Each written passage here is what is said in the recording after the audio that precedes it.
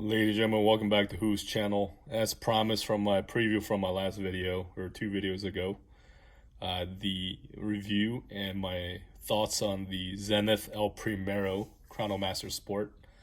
A watch that has stirred a lot of controversy due to the fact that they're saying this is a copycat of the Rolex Daytona, specifically the Panda Dial, but I would argue otherwise against that. And here are the reasons why. But first off, I'd like to go over the specs of this watch. I recently acquired this. This is my latest acquisition next to my ball watch that I've reviewed on my previous video. As you all know, if you follow my channel, I'm an airline pilot. So with the perks of the job, I get to travel the world. And I have gained a good relationship with a dealer outside of the United States. And this watch was ordered for me about a year ago, and I happened to just pop into that dealer, and they happened to have my watch. So pleasant surprise. It was a Christmas pretty much present to myself.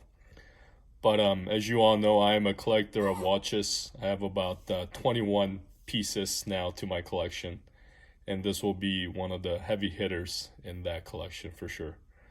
Well, here we go. Zenith Primero, 36,000 VPH Chronomaster Sport in the white dial configuration. It combines elements of the past chronographs, referencing the tricolors here. But first off, this is so new. I had it sized, and that was about it. But here's the sticker coming off. Voila. Boom, look at that. What a beautiful face. Not much sunlight here. Apologize about my lighting, but this still shows, in my opinion, well, the face of this watch. The tricolor, the white background with the dark navy blue, if you will, nice dark gray and a light gray. I think that makes it pop off the white dial background. And steel bracelet, if you take a look. And this is what's causing the hype, I think. It looks a lot like the Rolex Daytona or Rolex bracelet itself. But hey, you know, a lot of watch companies copy that. Not copy it. It's very similar design. It's a good design. So other companies, I believe, you know, have the similar design to the Rolex. Not everything that looks like a Rolex is intentional. The beautiful back casing of the watch can't be beat on this one. You see that star? That's the Zenith logo and the counterbalance there. It's also says El Primero Zenith manufacturer, Swiss made. Water resist all the way up to 100 meters. And look at the inner workings of the watch. Absolutely stunning. With the jewels in there. Beautiful. Crown. Again, the Zenith logo. Let's get that in focus there. There it is. With the star and the pushers for the Chronomaster function. 1/10 of a second. Ceramic bezel. And this is where, you know, people are saying it's a copy of the Daytona, but I highly disagree with that, and here are the reasons why. First of all, a Zenith movement was used in the Rolex Daytonas all the way up until the year 2000. You know, you all are aware, if you know anything about watches, back in the day, the quartz crisis. So to battle that, they contracted out, Rolex did with Zenith, to have this amazing movement for their Daytona Chrono Master lines.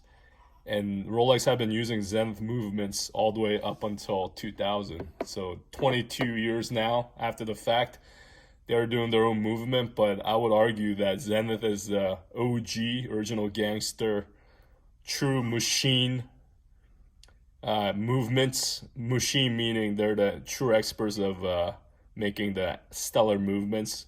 And still nobody could replicate the 1/10 of a second here. Just functions of the watch. Check out the sign. I don't know if you hear this. Check it out. When I moved the date, I pulled it out one position, the crown. Very mechanical, crisp sound with the changing of the dates. It's a solid workhorse movement, and the design and the technical aspects of this watch for sure. You hear that? as well as the most famous, I guess, trick up the Zenith's sleeves for this model is the 1/10 of a second chronometer hand. And here we go with the push button activation. Check how fast this thing goes. Look at that. Beautiful star. Again, the Zenith logo with the seconds hand painted at the tip in red. That's 1/10 of a second right there. So to go back to this Zenith movement, blowing any movement out of the park, maybe minus some other, really, really old school watch companies. This is hard to beat. Rolex, you got nothing on Zenith with that. So first off, that's difference versus the Daytona.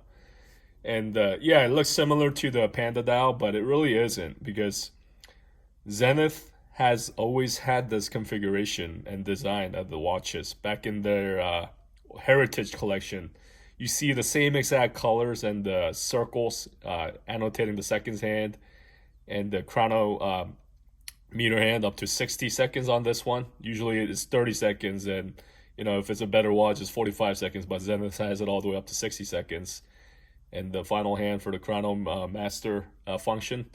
This has always been in their Heritage line in the 60s even. I believe 1969 is when they had this configuration and dial color. And yeah, just because it kind of seems like a Daytona lookalike, it doesn't mean it is. You could argue that. I'm going to go be brave enough to say, hey, Daytona copied them. So there you have it. That's my opinion of the copycat, the controversy of this looking like a Daytona. And somebody sees this on the wrist and they act like they know anything about watches. Ignorant person of watches would say, hey, is that a Daytona? Hey, no fault on them, but who cares what they think? I think true watch aficionados are the ones that don't really care about what others think. People might buy a Rolex for the flexing, if you will, bragging rights, but that's not me. I have a Rolex in my collection. I'll review it, but I buy watches for my own love of them, as well as my appreciation of the engineering and the artistry that has gone into them.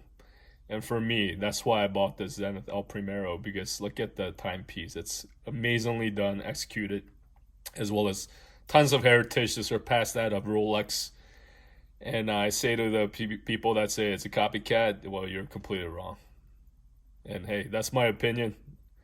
But there you go. To go back again to the heritage that this watch contains, the date at the 4:30, that's also a heritage. Getting back to the heritage of the Zenith, they had that in the 60s as well. So there you have it, folks. Let me stop the chronometer hand here. Hack. Boom. And bring it back on to 12 o'clock. I'll put it on wrist here real quick. Bear with me. Before I do that, only critique I have is the clasp on this watch. To take on and off, you need some masterful fingernails, because this is pretty much bolted on there so hard, it's hard to undo this clasp. And that's where Rolex has this watch beat. The clasp cannot be beat on the Rolex.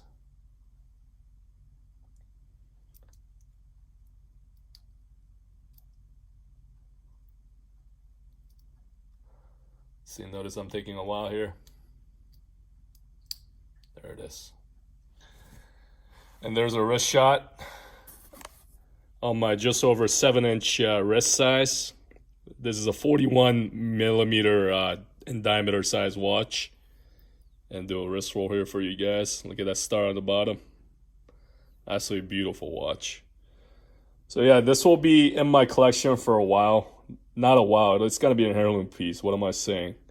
El Primero, aim for the stars, shoot for the stars is our logo, and I really like that.